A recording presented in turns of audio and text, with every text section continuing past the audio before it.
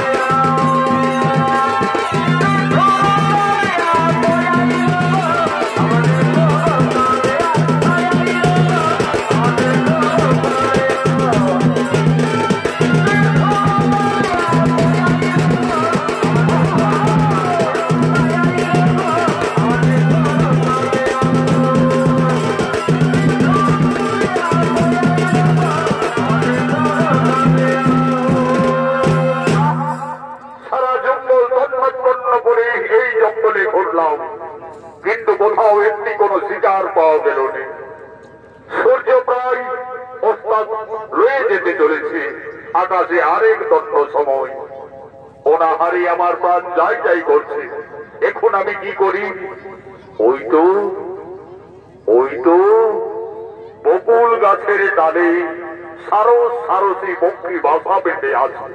না না না না না না, আমি ওই তার বাসার পক্ষী শাবকগুলি তীর মেরে হত্যা করে আগুনে ঝুলসে পড়ে খাবো।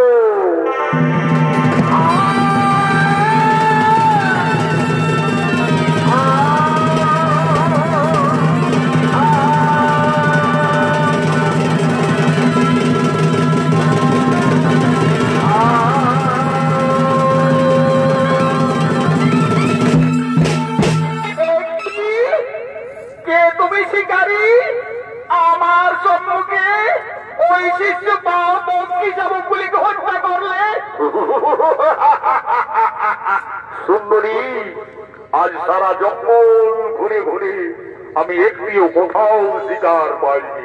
তাই অনাহারে আমি ক্ষুধা নিবারণের জন্য এই পক্ষী শাবকগুলিকে হত্যা করেছি। কিন্তু সাহস তোমার! ওই নিঃসহায় পক্ষী শাবকদের তুমি হত্যা করলে আমার চন্দ্রকে। শিকারীর স্বভাব সুন্দরী, শিকার করা।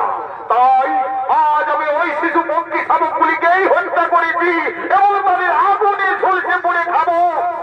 ওরে পাপিষ্ঠ রাধব শিকারী, আজ আমার সম্মুখে নিঃসহায় 7টি সন্তানকে হত্যা করলে। এই জন্য আমি তোমায় দিলাম অভিশাপ। অভিশাপ? অভিশাপ দাও, দাও সুন্দরী, তুমি আমায় অভিশাপ দাও। আমি নির্মম ভাবে আমি তা গ্রহণ করে দেব। তবে শুনে যাও নরিদ্র রাধব, আমার সম্মুখে এই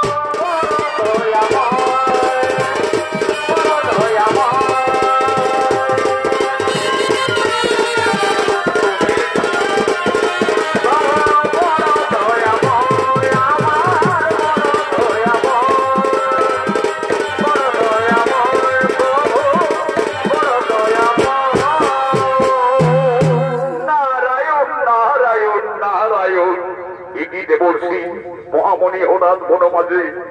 আচ্ছা দেবর্ষি, এক সুন্দরী রূপসী নারী আমায় অভিশাপ দিল, সেই রূপসী নারীকে আমায় বলতে পারো? নারায়ণ নারায়ণ, রুদ্র শিকারী, তোমাকে যে নারী অভিশাপ দিয়ে গেল তাকে তুমি চিনতে পারলে না? সেই হলো আদ্যা শক্তি পরমা প্রকৃতি সোম দেবী দুর্গা।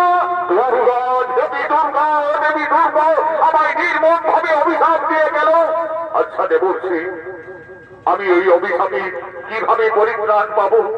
নারায়ণ নারায়ণ, এ যে দেবী দেবতাদের অভিশাপ না হবে ব্যর্থ, তার অভিশাপে তোমাকে কলিযুগে 7 পুত্র হারা হতেই হবে।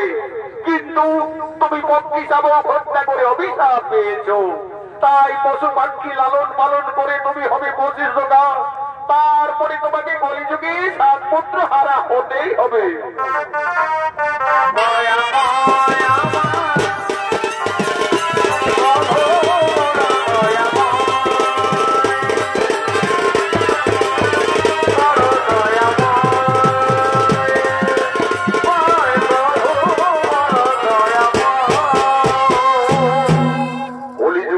হতেই হবে 7 পুত্র হারা। ভগবান, যার জন্য দেব দেবী মানব মানবী যুগ যুগ তপস্যা করে দর্শন পাই না, সেই দেবী দুর্গা আমায় স্বেচ্ছায় দর্শন দিয়েছিল। কিন্তু আমার পাপ চক্ষু দ্বারা আমি সেই মাকে কোনোদিন চিনতে পারলাম না। ভগবান, তুমি আমার সঙ্গে ছলনা করলে মা। তুমি আমি অপ্রতিজ্ঞা করছি মাতা, তুমি আমাকে ছলনা করে অভিশাপ দিলে, কিন্তু আমি